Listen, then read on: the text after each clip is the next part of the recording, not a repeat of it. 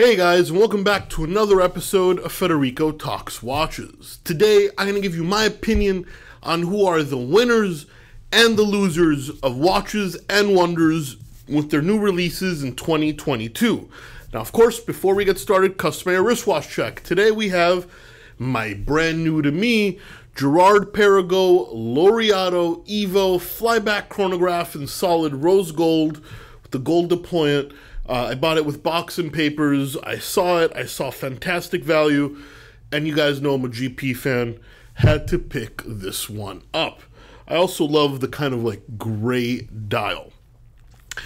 And guys, don't forget to check out delraywatch.com. We got a bunch of cool and quirky pieces in this week. Like this NB Fondale limited edition. This very small Italian-made brand with a massive collector community that I didn't really know about until I bought it for stock and did some research after I bought it. You should do research before you buy it, but very, very cool. Military-esque green dial, titanium covered, PVD covered titanium, which is quite rare as well. An Omega Aquaterra World Timer. These fly off the shelves, and this one's the cheapest one in the country. Go take a look. And a Tudor Black Bay GMT, a fantastic GMT watch for your travel needs that won't break the bank.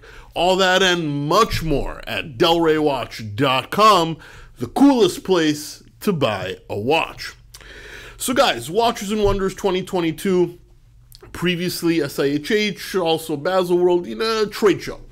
Trade show where watch brands, not all watch brands, but a lot of watch brands participate, and they come out with their new releases.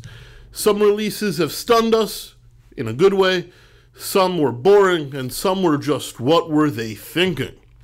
And that's what I'm going to talk about today. My opinion on who did very well and who did not in Watches and Wonders 2022. I'm going to call it SIHH again at some point. If I do that, my apologies. In no particular order, the winners. Montblanc, fantastic outing. We have some new Minerva chronographs. Now, if you guys don't know, Montblanc bought the old Minerva watch factory. Minerva makes some of the highest end chronographs ever, and they're in the Montblanc lineup. They released a new line of those, and they're absolutely gorgeous. Go take a look.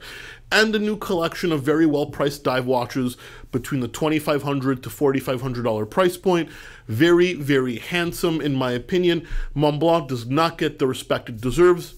Absolutely take a look. They are a winner.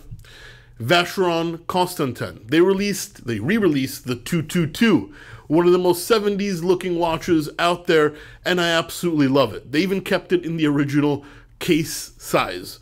Absolutely a winner. Love this watch. Scarface should have worn this watch instead of an Omega La Magique. I absolutely love it. Of course, they also released a bunch of high-end watchmaking watches like perpetual chronographs, and they open-worked their perpetual calendar and tourbillon overseas. Vacheron just showing some horological flex at this year's show. Then this one's cheating. I couldn't pick a third place, so I tied Grand Seiko and JLC. Grand Seiko with their constant force tourbillon, gorgeous, and their new dive watch with the ocean black dial. I don't know what can be said. Grand Seiko is killing it and releasing their most complicated watch in their history at this Watches and Wonders 2022. And JLC just showed why they're the watchmaker's watchmaker. New tourbillons, world time tourbillon. I mean, these guys are just insane. What comes out of the JLC factory is a watch lover's wet dream. But of course, a lot of other brands came out with some cool stuff as well. This is just a very short list on who I thought did very well. Now, who are the losers? Rolex. They flipped a GMT upside down, put the dial wrong side up, and made a left-handed watch no one asked for.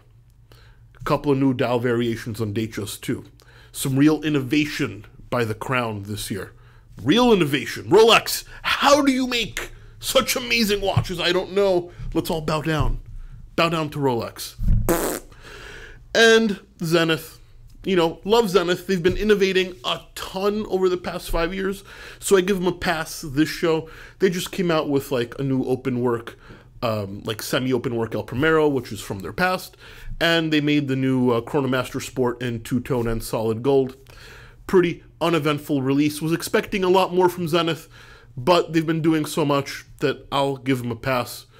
And of course, Piaget just covered a bunch of stuff in diamonds. A brand I used to work for, covered some stuff in diamonds. Yes, they made a cool concept watch, Altiplano, with a beautiful dial, but whenever you put concept in the name of a watch, you can't actually buy it. It's like impossible to get, and God knows what the price is.